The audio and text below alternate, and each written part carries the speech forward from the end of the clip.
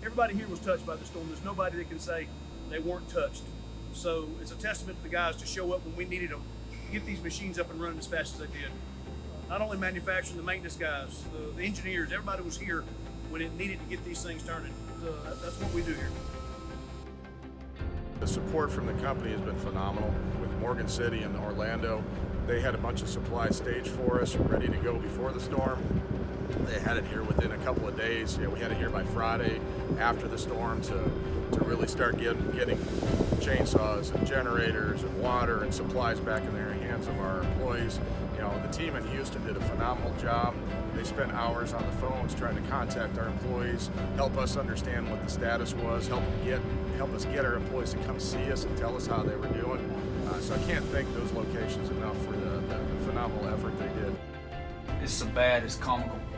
Half our workforce is displaced right now and living in hotels, condos, and I don't think anybody's in a tent, but we're lucky for that. And we've had Oceaneering that rose up and helped some people out, and we pulled some money and helped some other employees out, and everybody's gonna pull through. So I noticed there's a huge, massive hole still in the roof. Yep. And we have this loadout going. We looked at our clients and we prioritized what we're doing based on what our clients need. This loadout that we're doing for Shell right now on the Appomattox project was our #1 priority. So when we walked through our equipment, we looked at it in that way. How do we get the Shell loadout to go as quickly as we can and get that back up and running? From there, we started looking at our other clients and look at what we needed to do to get the equipment in the facility running for those projects. So again, a phenomenal effort on all of our folks' part. They're very, they have a lot of distractions at home right now, but they're still coming in here, giving us everything they've got.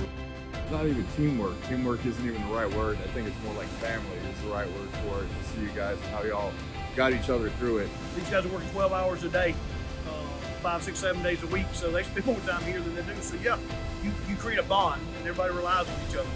And there's no one person that can make these machines run.